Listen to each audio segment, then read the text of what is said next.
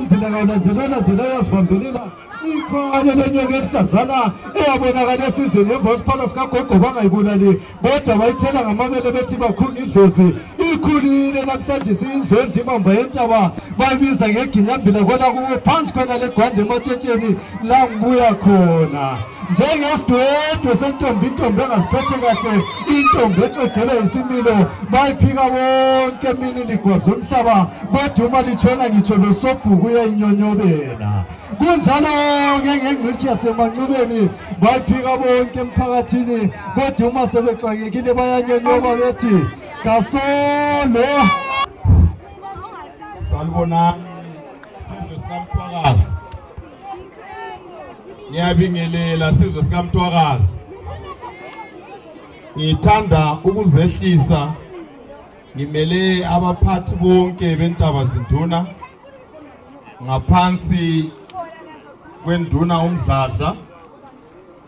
ngaphansi komlisa omkhulu uMathilika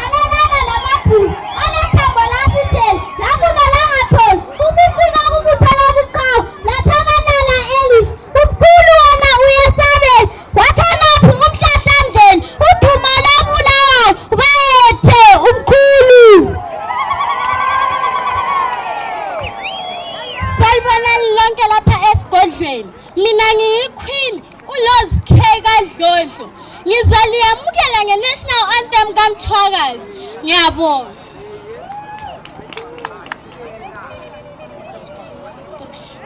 ngisele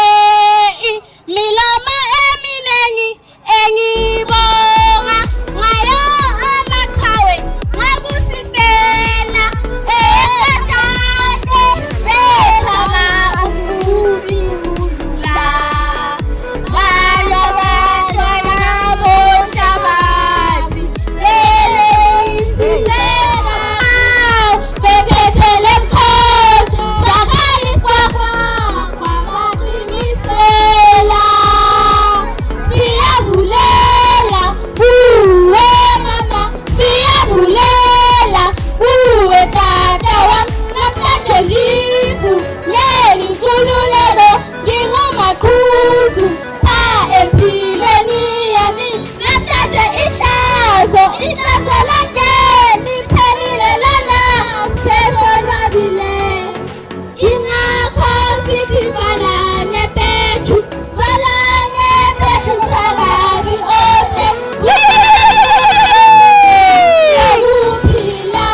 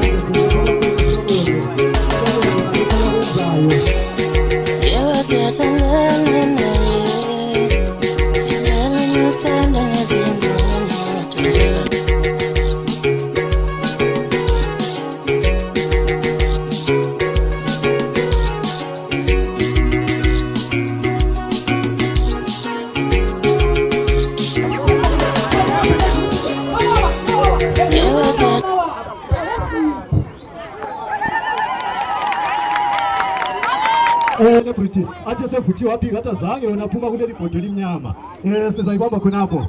Siyabonga. Samukele wonke umuntu kodwa mina ngoba ngivele ngili artist ngokwami kunzima ukuthi ngilandele iprotocol ngendlela ngakho ukhona ozabuye yenze njalo mina bese ngivela phezulu kwaleyo protocol yabe siyenziwe.